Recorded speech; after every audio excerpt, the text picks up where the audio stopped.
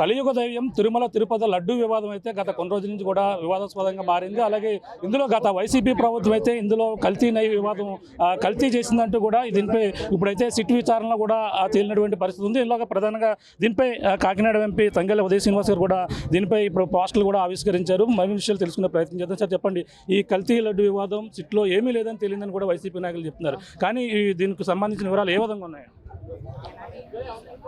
So యాక్చువల్గా అంటే అందరికీ నమస్కారం. ఫస్ట్ ఆఫ్ ఆల్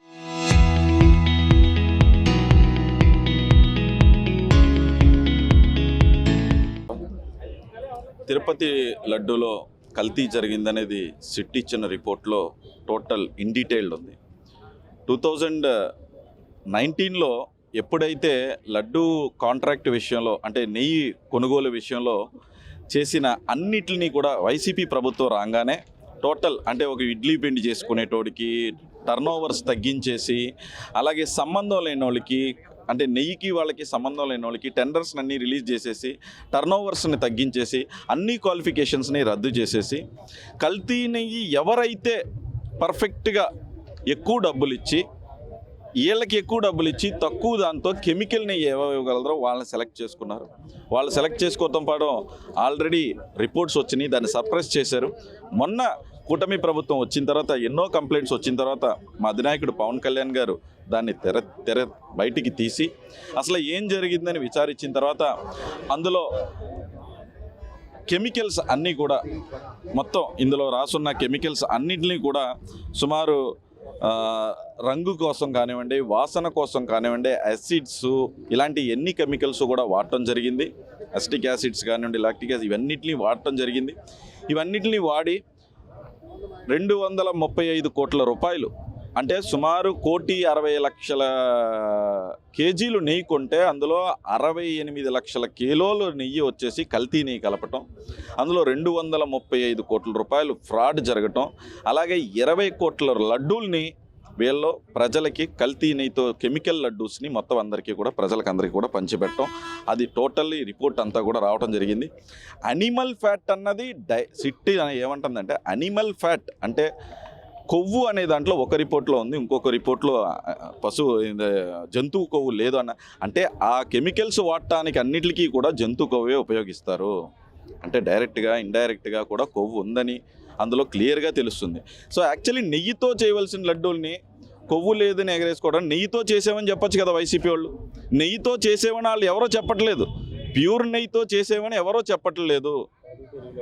మొత్తం అసలు పాలు కొన్ని కిలోల నెయ్యిలకైతే అసలు డైరీ అనేదే వాడకుండా అందులో మొత్తం హిందూ ధర్మాన్నే వాళ్ళు అంటే ఏమాత్రం హిందువుగా భావించేటోళ్ళని ప్రతి ఒక్కరిని చిన్నప్పుడు ప్రసాదం అంటే తిరుపతి తిరుమల ప్రసాదం అంటే తీసుకుని చేతులు కట్టుకుని తీసుకుని వంగి తీసుకుని ఇప్పుడు అలాగే తీసుకుని తిరుపతి వెళ్ళి వస్తే అక్కడ వీధిలో ఉన్న వాళ్ళందరికీ భోజనాలు పెట్టుకుని మొత్తం వాళ్ళందరం చూస్తుంటాం, ఎంతమంది వెళ్ళినా మొత్తం అందరం కూడా తిరుపతి వెళ్ళి రావటం, అక్కడి నుంచి లడ్డూ తీసుకొచ్చారు, లడ్డూ దొరకటం కూడా భాగ్యంగా భావించేటోళ్ళు.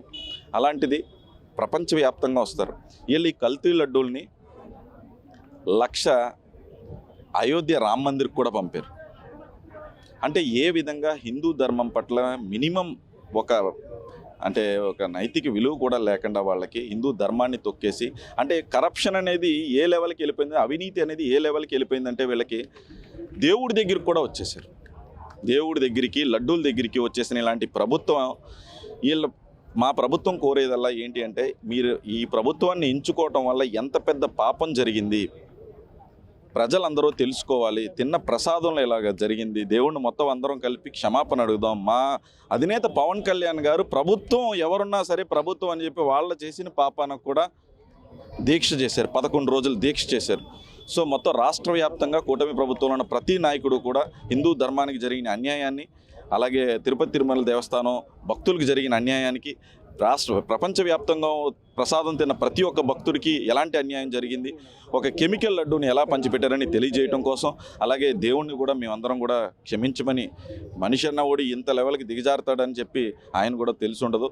సో దాని తరపున మమ్మల్ని అందరినీ క్షమించమని చెప్పి కొవ్వుని అదే జంతువుల కొవ్వు లేదని క్లియర్గా చెప్పింది. కానీ ఉద్దేశపూర్వకంగా దేవుని రాజకీయాలకు వాడుతున్నారు అనేది వైసీపీ నాయకులు చెప్తున్న వాదన, దాన్ని ఎలా చూడాలంట? ఉద్దేశపూర్వకంగా వాడటం ఏంటంటే it's a clear report, SIT ఇచ్చిన రిపోర్ట్లోనే ఉన్నది.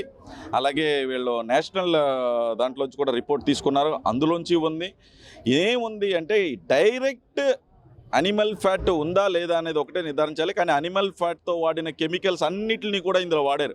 పామ్ ఆయిల్ మొత్తం, అంటే యాసిడ్స్ మొత్తం అన్నీ కూడా వాడి నెయ్యితో చేయమన్న కదా లడ్డూ చెప్పింది. వాళ్ళు ఏంటి, మేము ప్యూర్ నెయ్యితో చేసాం, కావాలంటే సిట్ వేసుకోండి, ఇందులో ప్రతి ఒక్కటి డైరీ దాంతో ఉంది, లీగల్గా కాంట్రాక్ట్స్ పిలిచాం, ఆ కాంట్రాక్టర్ని మీరు కావాలంటే చెక్ చేసుకోండి, వాళ్ళ ఎంక్వైరీ పిలవండి, సిబిఐ ఎంక్వైరీ చేయండి అని చెప్పాలి. కానీ అందులో కొవ్వు లేదు అంటారు. అంటే నెయ్యి లేదు, ఫస్ట్ నెయ్యి లేదు. నెయ్యి ఉందని కదా మేము చెప్పమండో.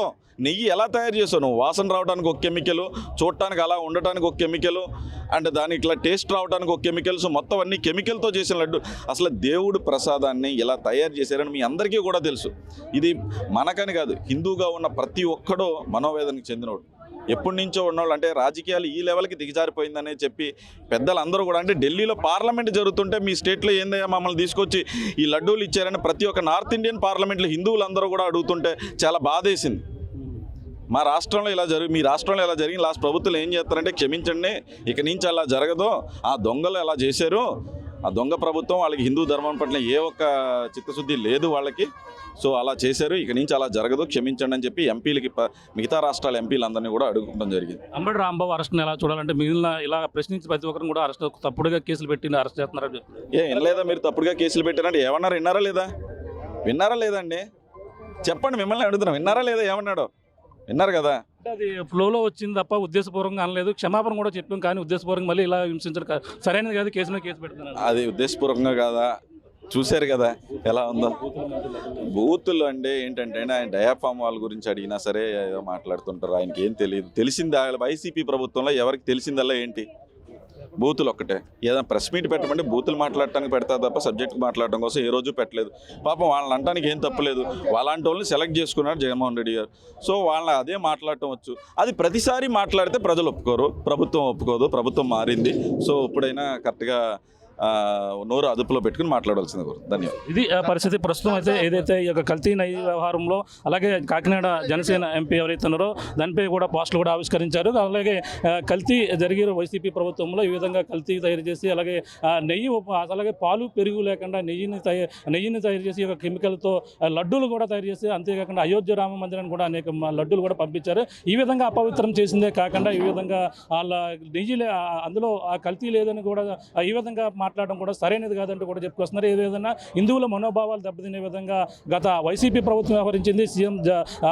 అప్పుడు ఉన్నటువంటి సీఎం జగన్మోహన్ రెడ్డి మొత్తం సూత్రధారుడని కూడా ఆయన చెప్పుకొస్తున్నారు. అలాగే ఇప్పుడు పార్లమెంట్లో దేశవ్యాప్తంగా ఉన్నటువంటి ఎంపీలు కూడా దీనిపై సమాధానం చెప్పలేకపోతున్నాం. గత వైసీపీ చేసిన తప్పుదానికి ఈ లడ్డూలు ఈ విధంగా అందరూ కూడా ఇచ్చి కల్తీ లడ్డూలన్నీ కూడా తప్పుడు ప్రచారాలు కూడా చేస్తూ ఇప్పుడు ఈ విధంగా మొత్తం, అంతేకాకుండా సీఎం స్థాయి వ్యక్తిపై కూడా దుర్భాషలాడడం సరైనది కాదు, అందుకే శిక్ష అనుభవిస్తున్నారని కూడా కాకినాడ ఎంపీ పాలన ఎవరైతే ఉన్నారో తంగెల ఉదయ్ శ్రీనివాస్ గారు చెప్తున్న పరిస్థితి ప్రధానంగా ఉందని చెప్పాలి. ఇది కూడా తాజా పరిస్థితి. కెమెరాతో ప్రకాష్, RTV, ఈ కాకినాడ నుంచి. చరిత్ర సృష్టించినోడు ఇప్పుడు ఆ చరిత్రని తిరగరాయబోతున్నాడు. అబద్ధాల గోడల్ని బద్దలు కొట్టి నిజాలను రాగా మీ ముందుంచబోతున్నాడు. నిజమైన వార్తల కోసం వెంటనే డౌన్లోడ్ చేసుకోండి రా యాప్ని.